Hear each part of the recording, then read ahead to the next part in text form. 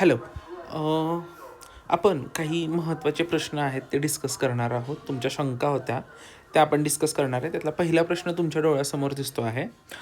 Body is moving along the circumference of a circle of radius 10 centimetre completes 1 revolution in 30 seconds. So याची पहिल्यांदा diagram काढून घ्यायची. कुठलाही प्रश्न आला डायग्राम काढण्याचा प्रयत्न करायचा.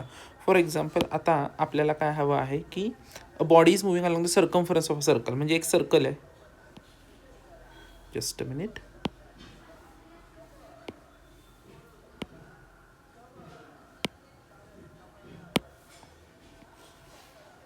Okay,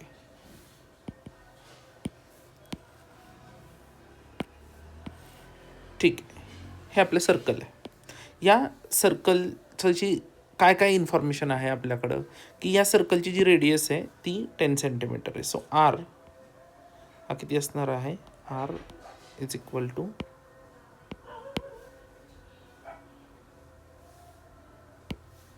R 10 centimetre.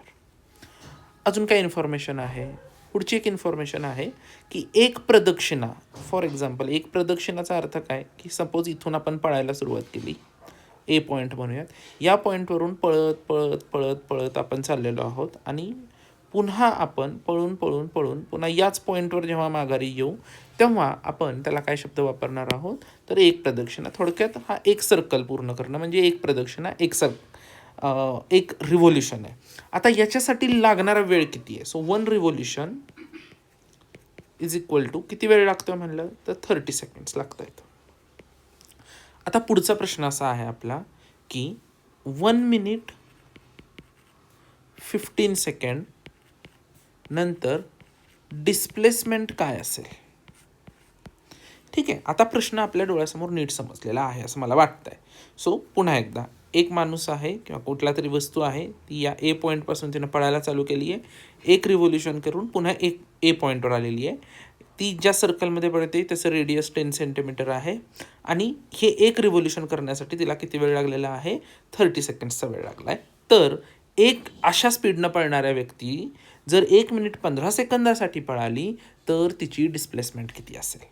आता मुद्दा पहिल्यांदा हे समजून घेणं आपल्याला गरजेचं आहे की डिस्टन्स आणि डिस्प्लेसमेंटमधला फरक नेमका आहे काय. आपण स्टडी करत असताना ऑलरेडी हा फरक पाहिलेला होता. मी इथं नोट डाऊन करतो आहे.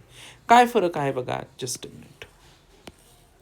सो डिस्टन्स म्हणजे काय म्हणलेलं होतं आपण तर distance is the actual path travel, म्हणजे जो काही पाथ ट्रॅव्हल केला इथून इथपर्यंत त्याचा डिस्टन्स किती किंवा त्याचं जे अंतर आहे त्यालाच आपण काय शब्द वापरतो आहोत सायन्समध्ये?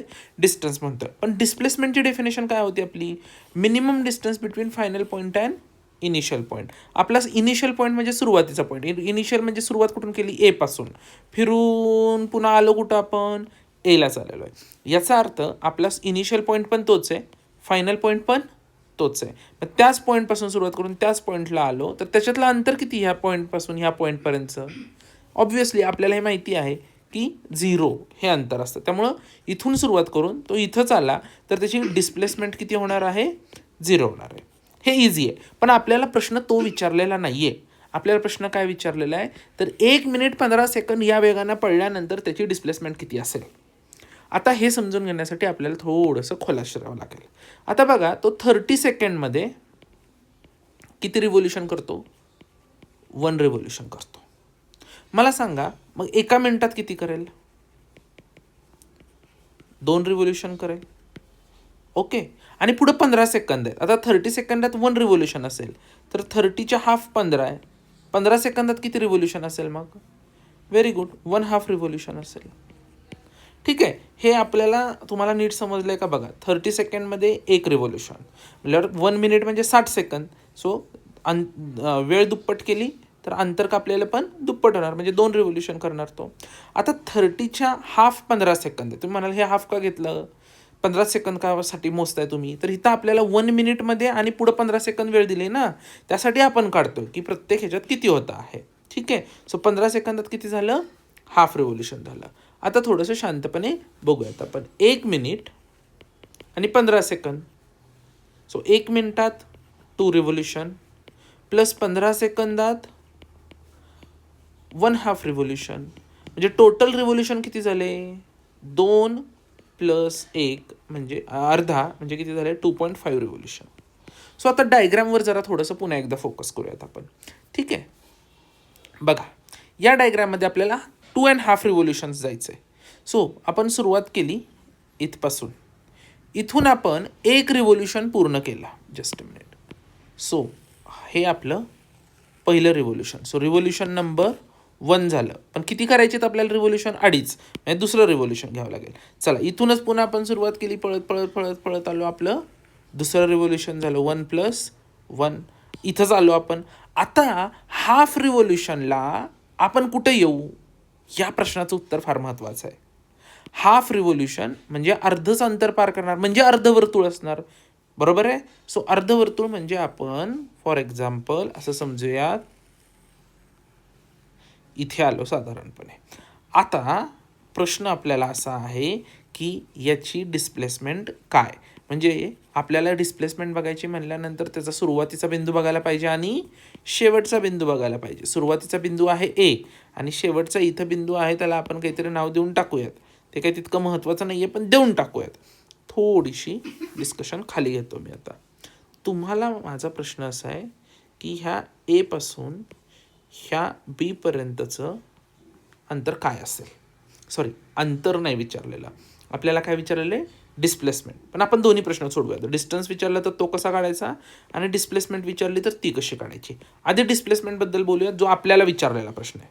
डिस्प्लेसमेंटमध्ये काय करावं लागेल? Minimum distance. मिनिमम डिस्टन्स म्हणजे काय असतं आठवा बरं. जॉमेट्रिकली भूमितीच्या दृष्ट्या मिनिमम डिस्टन्स काय असतं? दोन बिंदूंमधलं कुठलंही एक स्ट्रेट लाईन. व्हेरी गुड, आठवत आहे तुम्हाला याचा अर्थ. आठवत नसेल तर थोडं वाचलं पाहिजे, लिहून दिलेलं आहे वहीत. सो एक स्ट्रेट लाईन. मग ए पासून बी पर्यंत एक स्ट्रेट लाईन काढली. ठीक आहे, आता मुद्दा असा आहे की ह्याचं अंतर काढायचं कसं. ह्याचं अंतर काढण्यासाठी आपल्याला माहिती आहे की हे जे अंतर आहे हे म्हणजे बेसिकली काय असणार आहे, आपला डायमीटर असणार आहे.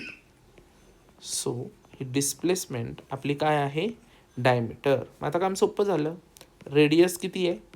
10 सेंटीमीटर. मग डायमीटर किती असणार?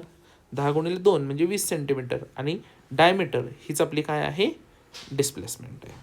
सो तुम्हाला आत्ता ह्या पेपरमधल्या प्रश्नाचं उत्तर मिळालं असेल. पर्याय आहे का आपल्याकडे? तर येस. काय आहे पर्याय? 20 सेंटीमीटर. ठीक आहे, हा मुद्दा क्लिअर झाला आहे. पण आपल्याला पुढचा प्रश्न आहे की डिस्टन्स कसा काढायचा, त्याच्याबद्दल सुद्धा आपण बोललेलो होतोच. तरीही थोडंसं एकदा डिस्कशन करूयात. डिस्प्लेसमेंट काढायची, सॉरी डिस्टन्स काढायचा.